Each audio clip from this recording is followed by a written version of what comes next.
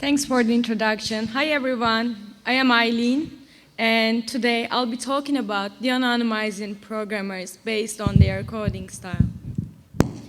At the end of this talk, we will be able to see that style that's expressed in source code can be quantified and also characterized. Stylistic fingerprints have been widely studied before. Stylometry, the study of style, has been applied to, for example, fine art.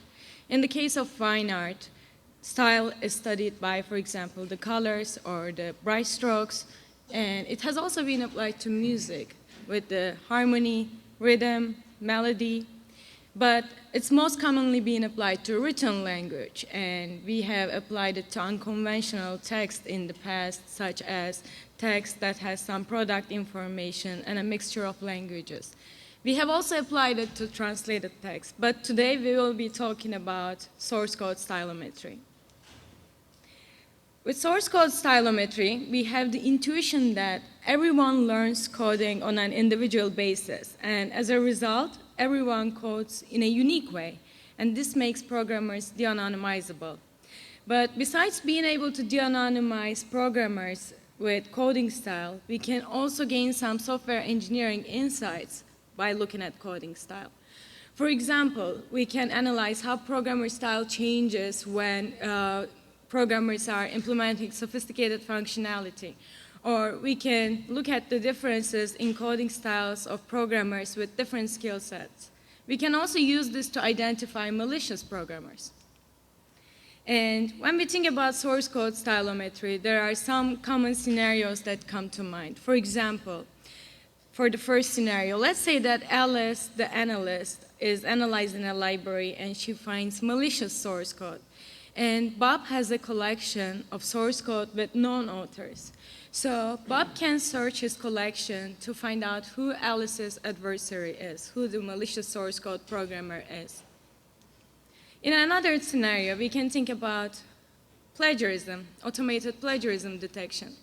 For this case, let's think that Alice got an extension to her programming assignment, and Bob, the teacher, wants to find out if she has plagiarized once she turns in her homework. So Bob has everyone else's programming assignment turned in from the class, and once Alice turns it in, he can automatically try to detect if there has been any plagiarism.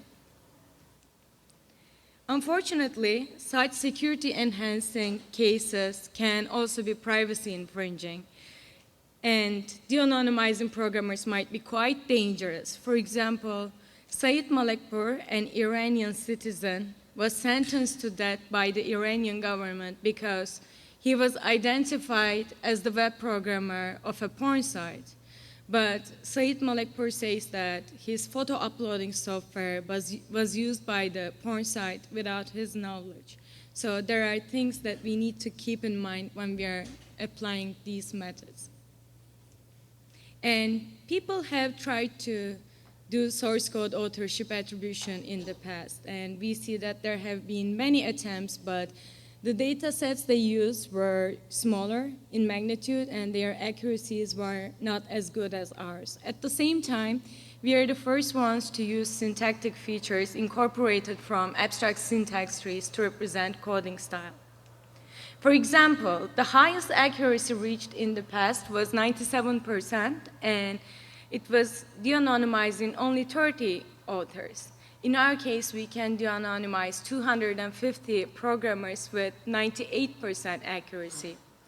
And the largest data set used in the past had 46 authors, and they achieved 75% accuracy.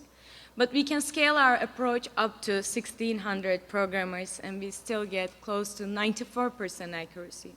I would also like to mention that we are using less training data than these previous approaches, which makes the machine learning problem harder. And we also use less lines of code per training sample. For example, on average, we have 70 lines of code in one program file. When we think about source code stylometry, we can come up with machine learning classification tasks that apply to four main applications. We can use source code stylometry in software forensics when we are investigating a crime case, for example. Or it can be used to automatically detect stylometric plagiarism. And we can use this to investigate copyright disputes and aid in the investigation. We can also use it for authorship verification when someone claims that they have written a particular piece of source code. In order to test our approach, we came up with this main experimental setting. So first of all, we needed a controlled data set where we can see different properties of the data set. So we chose Google Code Gem as our main data set, and we collected source code from more than 100,000 users that were programming in C++. And Google Code Jam is an annual international competition which has contestants from all over the world with different backgrounds.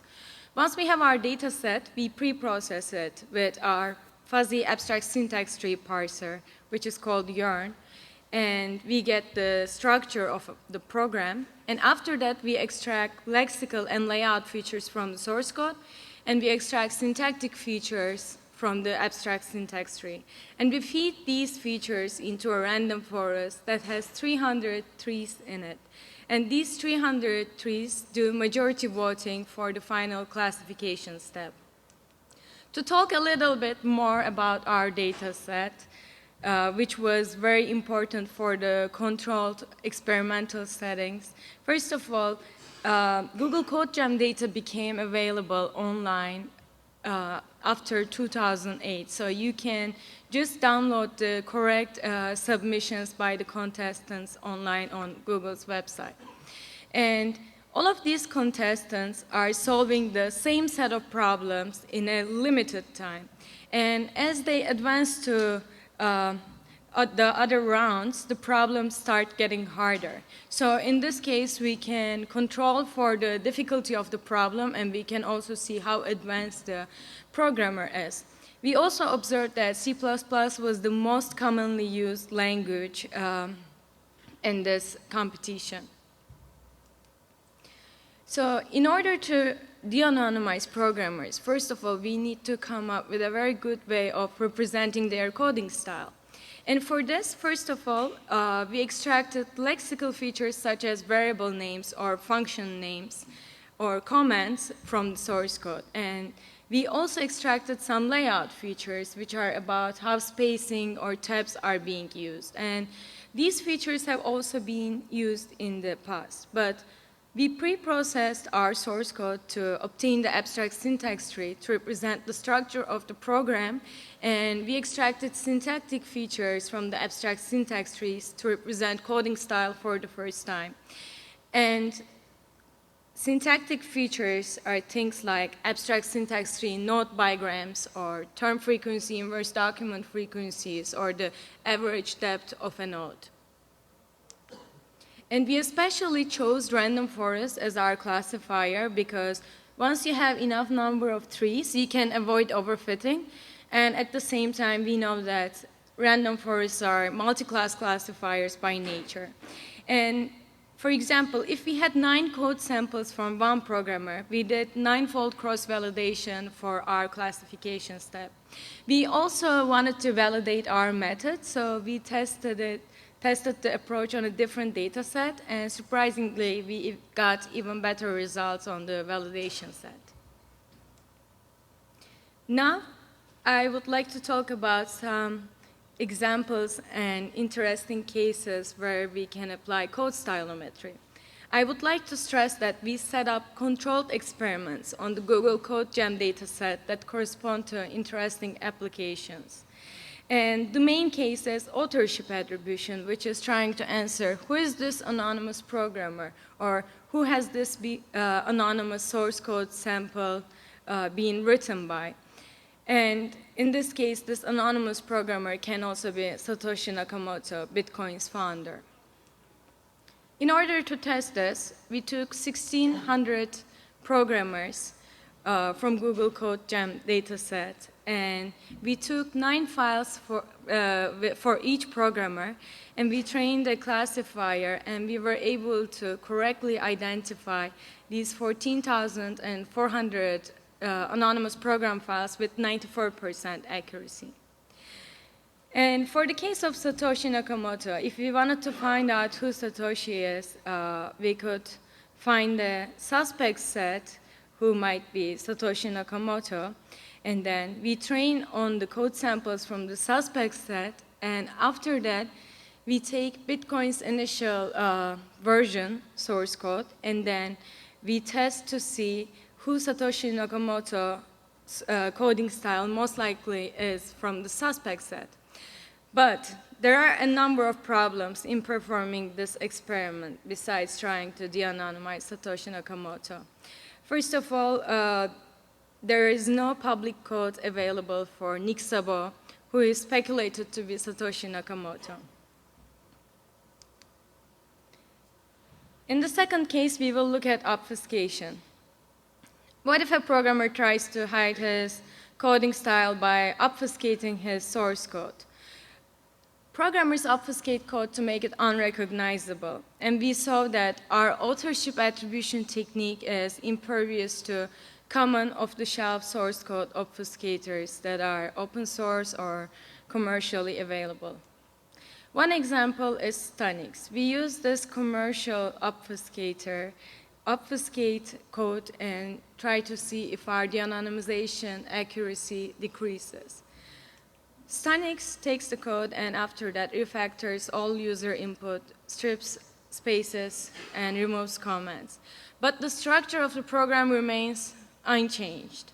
So the functionality also remains unchanged. But since the structure of the program is the same, this obfuscator or such common obfuscators are useless for anonymizing your source code. And we say that for this case, we took 20 authors, each with 9 files, and we can identify them with 99% accuracy. And we can also identify the obfuscated code with 99% accuracy. So we decided to use a more sophisticated obfuscator, which is called TIGRESS. It's a C visualizer.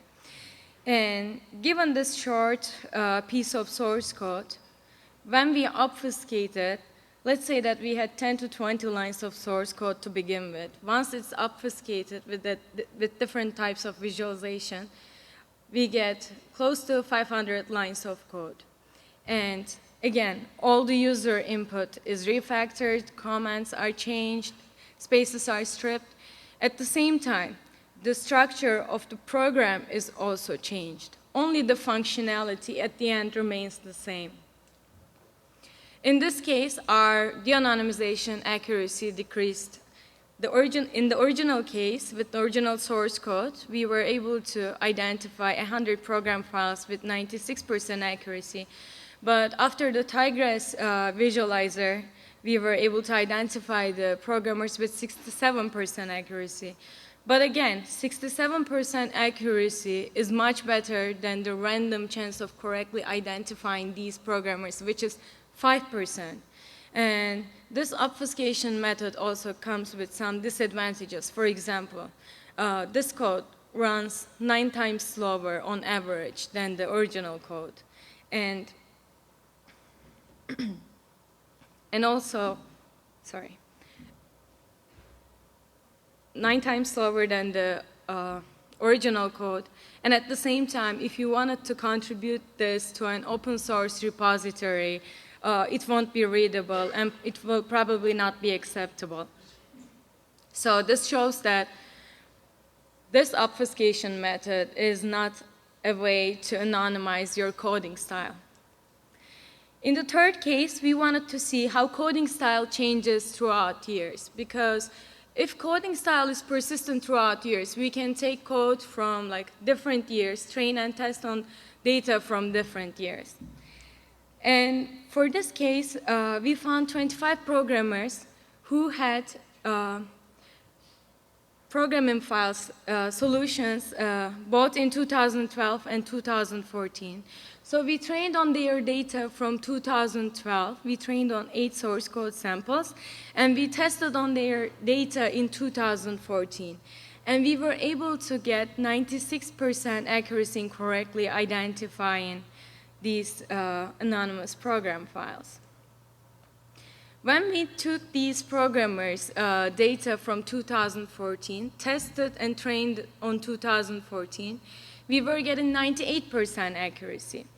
But now, once we train on 2012 and test on 2014, we get 96% accuracy, which is lower than the within-year accuracy. But given that 96% accuracy is quite high, this shows that coding style is persistent up to a degree throughout years. We also wanted to see how we can generalize our approach to especially the Python programming language in this case. And the goal here was to see how quickly we can do this if we were in need of different programming languages, source code anonymization tool. So for this case, we used only the syntactic equivalents of the syntactic features from the Python abstract syntax tree, and we were able to de-anonymize 229 Python programmers with 54% accuracy. When we did a top 5 relaxed classification on these 229 programmers, we get 76% accuracy. And here the top 5 relaxed classification refers to being able to identify the original author in the top 5 highest possible classes returned by the machine learning classifier. And when we wanted to de-anonymize 23 programmers, we get 88% accuracy. And with top 5 relaxed classification on 23 programmers, we get 99.5% accuracy. So we saw that we can quickly de-anonymize programmers in a different language. And if we wanted to improve our accuracy, we can add more features, add the lexical and layout features as well. And we will be able to increase our accuracy further. This is just a beginning for this project, and there is a lot of future work that remains to be done. First of all, we saw that obfuscation is not a countermeasure to de-anonymizing programmers, so we would like to look at how we can anonymize source code. We would also like to find out the multiple programmers present in code that has been written collaboratively. We can think about many open source projects that have been written by multiple authors. And we would also like to extend this approach to malware binary classification. Instead of focusing on the style in source code, we can try to identify style in binaries for classification purposes. And if you would like to use the code for this project, you can download it from my Git repository on GitHub. The link is here.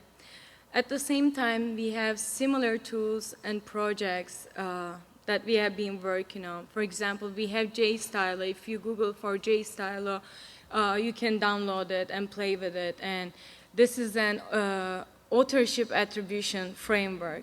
And we also have Anonymat, which is a tool that helps you anonymize your writing style. So you can also download this, and you can even help us improve these tools, which are all on Git.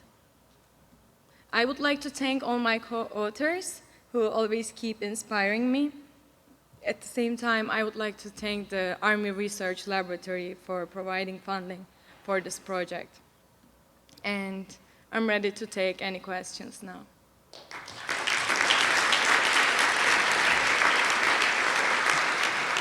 Thank you. We have time for a few questions.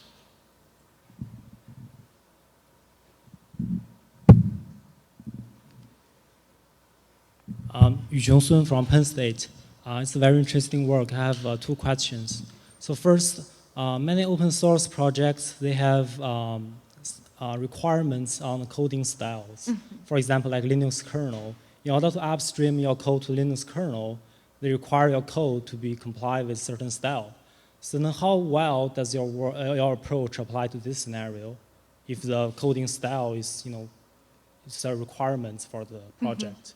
So I guess in that case, coding style will be normalized to the requirements of the project. And we haven't tested our approach on such a data set yet, but if we can get access to a data set like that, it would be great to see how our approach works on such environments. Okay, thanks.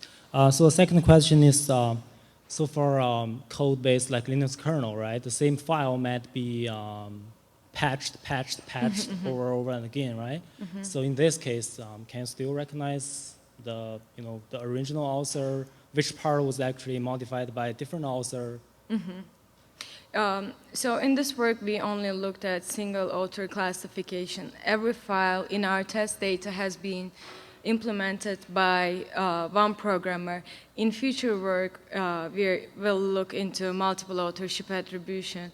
And we haven't tested our method on code that has been modified, that had different versions, because the Google Code Gem data is usually like there's a time window where you have to quickly implement your functionality. So there is not much time left for many revisions in our data set. Okay, thanks. Nicholas Christian, Carnegie Mellon. Great paper, great work. I wanted to know if you have any thoughts about how to filter out things like Stack Overflow snippets, which are things that people use a lot, even in single-authored code. I don't know how to implement that specific question. I ask a question on Stack Overflow, and then all of a sudden I've got like 5 or 6 lines from somebody else. I was wondering to which extent the robustness of your classifier was potentially jeopardized by smaller pieces of code. It's a slightly different question from the collaborative thing. Again, that's a slightly different approach, as you said. Again, like you will probably need to look into multiple authorship attribution.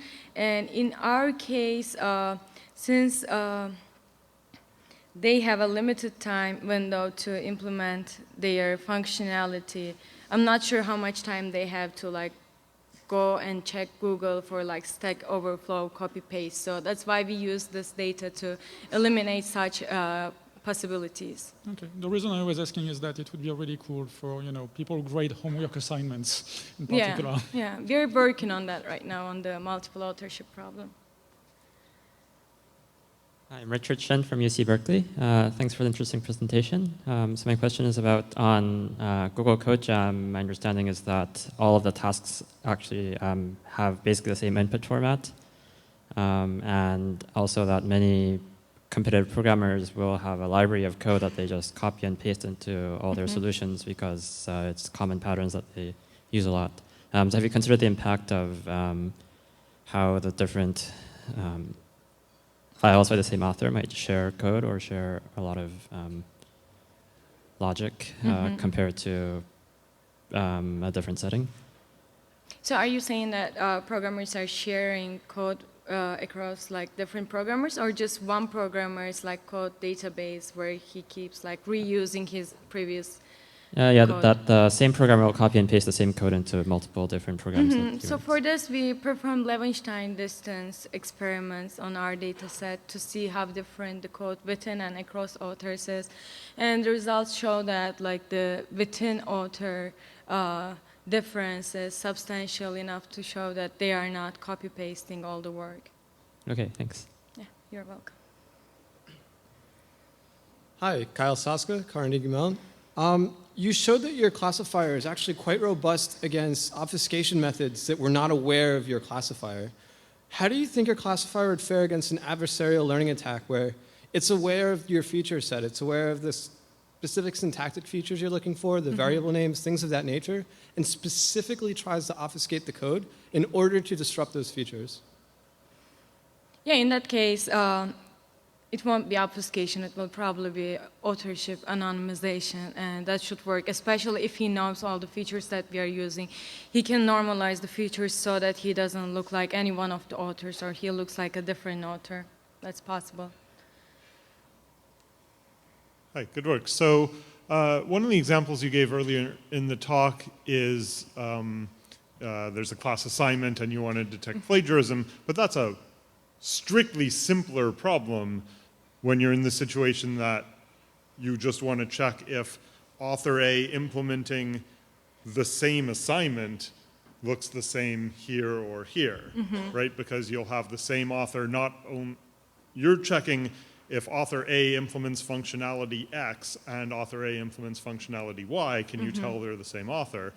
But in the one student copies off another student example, it's going to be author A implementing the same functionality twice. And I mean, I'm sure most of us use software to check that already. So that's a much simpler example.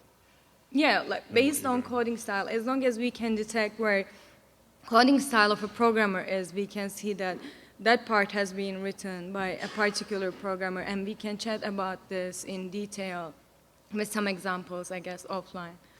Okay.